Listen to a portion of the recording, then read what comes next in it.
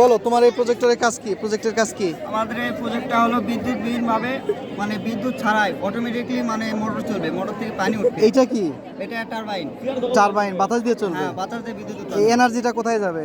এনার্জিটা এখান থেকে ব্যাটারিতে আসবে। তো এটা তো কমন, আমরা দেখছি এটা উখিয়াতে আছে, কক্সবাজারে দেখছি। হ্যাঁ, আপনার এটার ব্যতিক্রমটা কোথায়? এটা যখন এখান থেকে পানি তুলবে তখন মানে পানি তুলে এই ট্যাঙ্কি ভরাট হবে। ভরাট হওয়ার মানে ভরাটের একটা লেভেল আছে, লেভেল পর্যন্ত যাওয়ার সময় এখানে হুইসেল বাজবে, মানে সতর্ক পাবে, তখন মোটর অফ করবে। সচরাচর দেখা যায় বাসায় যখন ট্যাঙ্কি ভরে যায় পানি মানে ওভার হয়ে, কিন্তু তার সাথে আমি তো বুঝলাম যে এটা সিগন্যাল, এটা কমন জিনিস, কিন্তু টারবাইন দিয়ে আপনি কিভাবে এটা কাজ করবেন? টারবাইন মানে বাতাস ঘুরে সেখান থেকে বিদ্যুৎ উৎপাদন হবে। ও আচ্ছা, সেখান থেকে বায়োথার্মাল টাইপের কিছু। হ্যাঁ, কি দেখাতে পারবে? হ্যাঁ দেখানো পাবো। শুরু করো তো দেখি। তোমার দেখি, তুমি এরপর শুরু করো। নবায়নযোগ্য শক্তি সম্পন্ন আদর্শ গ্রামকে প্রজেক্টের পরিচালককে আপনি বলেন দেখি, এটা কি কাজ?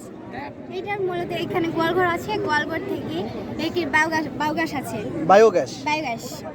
এখান থেকে আমাদের ঘর আছে, বিদ্যালয় আছে, এখানে সোলার প্যানেল আছে, এখানে হাঁস পালন ও মাছ পালন একসঙ্গে হবে।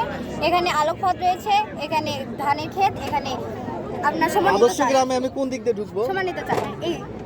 এদিকে ঢুকবো, ঢোকার পর কোন দিকে যাবো? গোয়ালঘর। কেন গোয়ালঘরে যাবো কেন? আপনার বাড়িতে আগে ডাইনিং রুমে ঢুকবো। গোয়ালঘর মানে এটা কেমন হলো? ওখানে তো গন্ধ লাগবে, মিথেন গ্যাসের গন্ধ পাওয়া যাবে। এখানে মিথেন গ্যাস না, এখান থেকে একটা তৈরি হবে। এখানে বায়োগ্যাস যেটা গোবর আছে সেখান থেকে এটি এই তো ডায়ালিসিস শুরু হলো। হ্যাঁ,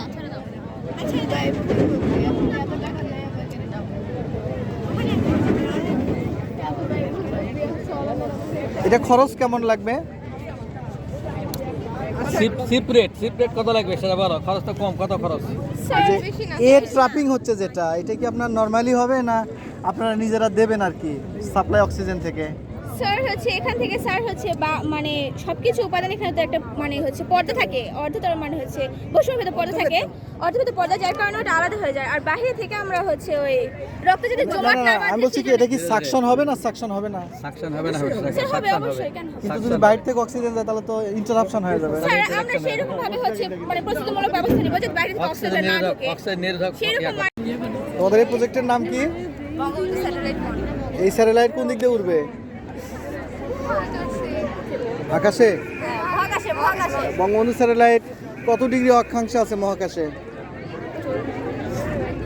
কোন কোম্পানি এটা আমাদের দেশ থেকে মানে মহাকাশ?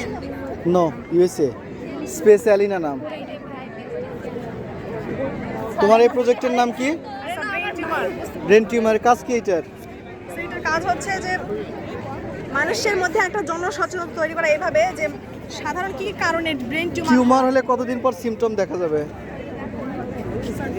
আমার মাথায় ব্রেন টিউমার হয়েছে, কতদিন পর সিমটমগুলো প্রকাশ পাবে? দেখার এরকম কোনো সময়, নির্দিষ্ট সময় নাই। Sorry, wrong information.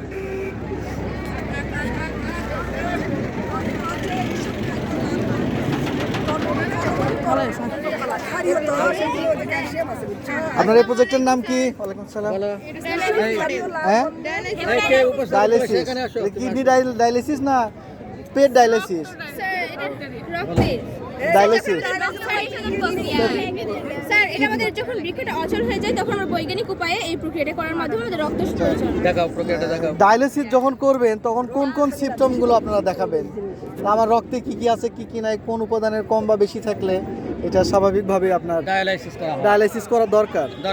স্যার যখন ফেলেন হচ্ছে ক্রিয়েটিনিন কমে যাবে, মানে ক্রিয়েটিনিন কমে যাবে, তারপর ইউরিয়া পটাশিয়াম আর নাইট্রোজেন ঘটিত বর্জ্য পদার্থের পরিমাণ যখন বেড়ে যাবে তখন রক্তের অম্লতা বা খারাপ আমরা বুঝতে পারবো। স্বাভাবিক জীবনের জন্য তাহলে আমার কি করা উচিত?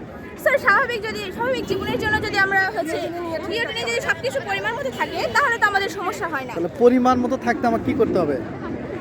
স্যার পরিমাণ মতো থাকতে হলে স্যার হচ্ছে খাদ্যাভ্যাস পরিবর্তন করতে হবে আর সঠিকভাবে নিয়ম মানে জীবন পরিচালনা করতে হবে।